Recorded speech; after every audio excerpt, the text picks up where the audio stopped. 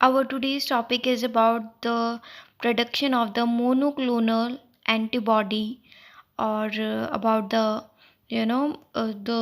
hybridoma technology. That is the production, how we produce the monoclonal antibody. And the production of the monoclonal antibodies by the hybrid cells is referred to as hybridoma technology. Now ये question put up होता है कि what are the hybrid cells. ये आपका doubt बाद में clear हो जाएगा। So let's start with the process. The establishment of the hybridomas और एंड प्रोडक्शन ऑफ MAB यानी कि monoclonal antibodies involve the following step. First step is the immunization. So the very first step in the hybridoma technology is to immunize an animal, which is usually a mouse, with appropriate antigen. उससे क्या होगा? This enables the stimulation of B lymphocytes, which is also known as the B cells in blood, spleen and lymph nodes of the mouse. जब हम उस mouse को इम्यूनाइज़ करेंगे antigen से, तो उससे क्या होगा? उससे उस माउस के बॉडी में, उस माउस के ब्लड में, उस माउस के लिम्फ नोड्स में बी सेल्स का जो प्रोडक्शन है वो स्टार्ट हो जाएगा। बेसिकली हमें बी सेल्स ही चाहिए उससे, सो हम उसको अलग कर लेंगे, अलग दैट मीन्स निकाल लेंगे। The B cells from the spleen of the immunized animal are then removed. तो हमने B सेल उस माउस से निकाल ली। Now come to the second step. Second step क्या होगा हमारी हाइब्रिडोमा टेक्नोलॉजी में, which is the cell fusion. Since the normal B cells are unable to proliferate forever, they are fused with the immortal cancerous B cells, which are called the myeloma cells. जो हमने mouse की spleen से B cells निकाली हैं, so these are basically the normal B cells जिसकी death होगी ही. They are not proliferate forever.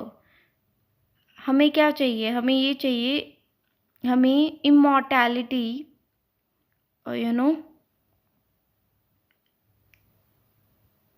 कि जो भी हम हमारी सेल बनाएंगे, हाइब्रिडोमा सेल बनाएंगे, वो इमॉर्टल होनी चाहिए।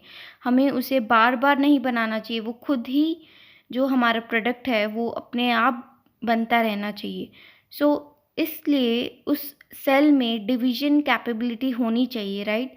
सो नॉर्मल बी सेल में इमॉर्टैलिटी जो फैक्टर है वो प्रेजेंट नहीं होता, राइट। इसीलिए हम उसे फ्यूज़ करेंगे myeloma cells से। Now what are the myeloma cells? Myeloma cells are the immortal cancerous B cells, right? And myeloma cells को भी हम कल्चर करके ही प्रोड्यूस करते हैं। सो हमने क्या करा, माउस से हमने ली बी सेल जो कि नॉर्मल सेल थी, देन हमने माइलोमा सेल्स ली जो कि इमॉर्टल यानी कि कैंसरस बी सेल्स थी।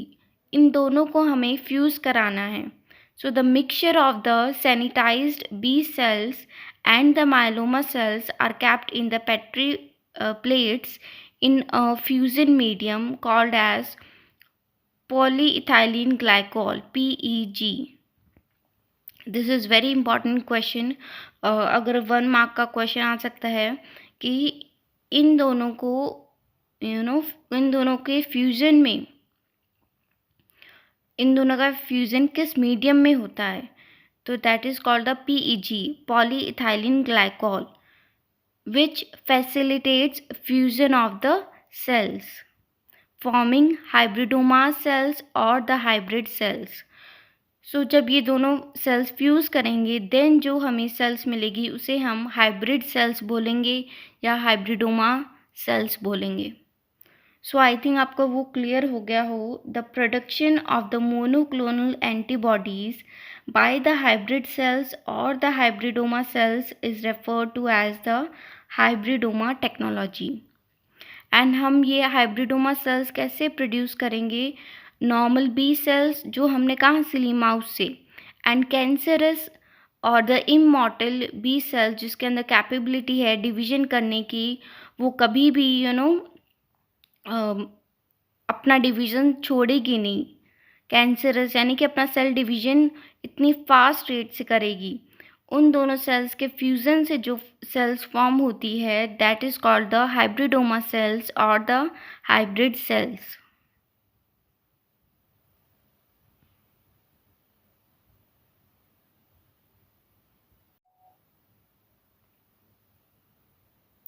These cells are composed of a mixture of the hybridomas or the fused cells, free myeloma cells and free lymphocytes. हमने पेट्री डिश में इन the presence of the PEG हमने इन दोनों sales को fuse होने रख दिया। अब ये भी पॉसिबिलिटी है कि ये दोनों सेल फ्यूज़ हों। अगर फ्यूज़ होंगे तो हमें क्या मिलेंगे? हाइब्रिडोमा सेल्स और द हाइब्रिड सेल्स। ये भी पॉसिबिलिटी है कि ये दोनों फ्यूज़ हुए ही ना हो। तो पॉसिबिलिटी दोनों है, कोई सेल्स फ्यूज़ हो गए, कोई फ्यूज़ नहीं हुए। तो उस पेट्री डिश में हमें क्या मिलेंगे? तो उसमें कुछ तो हमें मायलोमा सेल्स मिलेगी जो कि फ्यूज़ नहीं हुए, कुछ हमें लिम्फोसाइट्स मिलेंगे, कुछ हमें फ्यूज़्ड सेल्स मिलेगी, यानी कि सभी तरीके की सेल्स हमें उस पेट्री डिश में मिलेगी।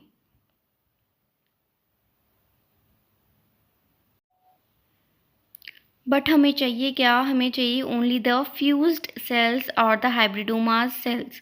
बट उस पेट्री डिश में प्रेजेंट क्या है? तीनों तरीके की सेल्स प्रेजेंट है, फ्यूज सेल्स भी, फ्री सेल्स भी एंड फ्री लिम्फोसाइट्स भी। सो हमारा नेक्स्ट स्टेप क्या होना चाहिए? That is the selection of the hybridomas. So all of the cells are then placed in a selective medium and इधर हमारा सेलेक्टिव मीडियम क्या होगा? हैट मीडियम, HAT मीडियम, जो कि होता है हाइपोजेंथाइन अमीनोप्टेरिन thymidine. So all of the cells are then placed in a hat medium that allows only the hybridomas to grow. That is, when the cells are cultured in the hat medium, only the hybridoma cells or the fused cells grow, while the rest unfused myeloma cells or the unfused B cells die off or will slowly disappear. So basically hate medium ऐसा environment provide करता है जिससे जो fused sales होती है वो ही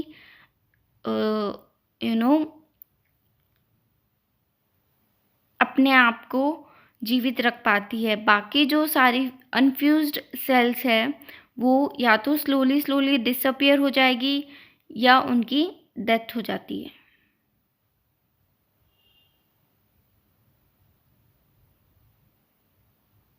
So selection of a single antibody producing hybrid cells is very important. This is possible if the hybridomas are isolated and grown individually. See, हमें monoclonal antibodies बनानी है, वो भी हाइब्रिड सेल से। नाउ द क्वेश्चन आता है what are the monoclonal antibodies? ये तो आई थिंक पता होगा। So basically these are the single type of antibody as the name suggest, monoclonal, and they work against only a specific epitope. So उसे हम बोलेंगे monoclonal antibody.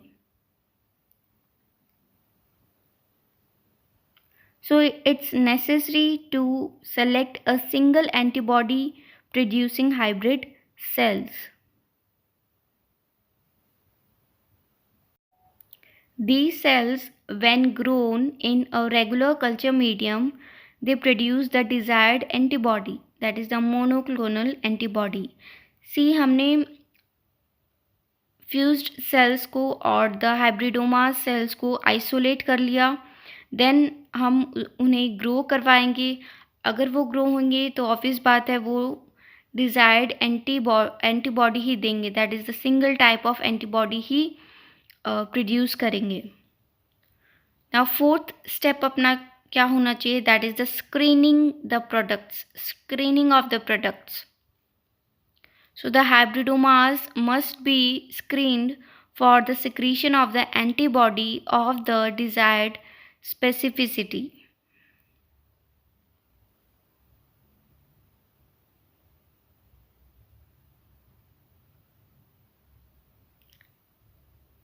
कि कहीं जो हम चाहते हैं वो ही ये प्रोडक्ट प्रोवाइड कर रही है वो सेल्स या नहीं. So the culture medium from each hybridoma culture is periodically tested for the desired antibody specificity. So time to time at a regular interval हम उसे चेक करेंगे. The two techniques, namely the ELISA and the RIA, are commonly used for this purpose. Thus, the hybridoma cells producing the desired antibody can be identified by screening. So, हमारा fourth step क्या हुआ, the screening of the products. Now जब हमें पता चल जाएगा हाँ ये हमारा डिज़ायर प्रोडक्ट प्रोड्यूस कर रही है, ये हमारे अकॉर्डिंग ही वर्क कर रही है, देन हम क्या चाहेंगे, हम चाहेंगे उसकी क्लोनिंग हो, राइट वो उसके नंबर ज़्यादा हो, दैट इज़ हम क्लोन्स बनाना चाहेंगे. सो नेक्स्ट स्टेप क्या हो जाएगा, cloning and propagation.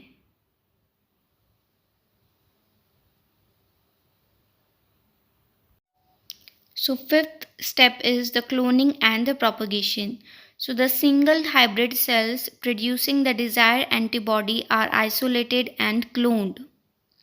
A single cell producing large number of same cells is referred to as clones of cells or monoclones.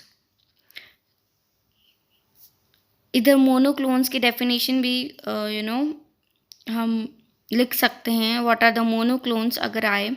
So basically mono इधर क्या denote करता है, mono means one cell, यानी कि एक हाइब्रिड सेल से इधर one hybrid cell को डिनोट करता है मोनो. क्लोन्स यानी कि जो हाइब्रिड सेल से हमें मिला उसके हमने क्लोन्स बनाए. फिफ्थ स्टेप हमारा क्लोनिंग ही हुआ, राइट. सबसे पहले वन हाइब्रिड सेल्स दैट एक हाइब्रिड सेल से ही हमने बहुत सारे क्लोन्स बनाए, that's why we call the monoclones. और the antibody which is secreted by the hybrid cells और the monoclones is referred to as the monoclonal antibodies.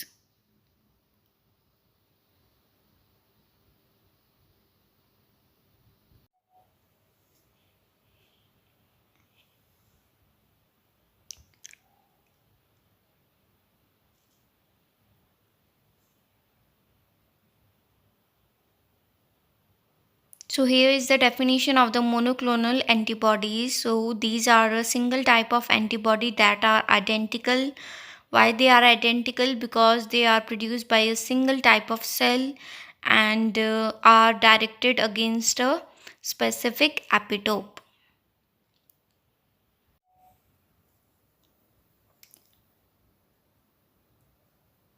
फिर भी अगर समझ नहीं आ रहा कि मोनोक्लोनल एंटीबॉडीज़ क्या होती है या क्यों हमने इसको मोनोक्लोनल बोला है, then here I summarize you.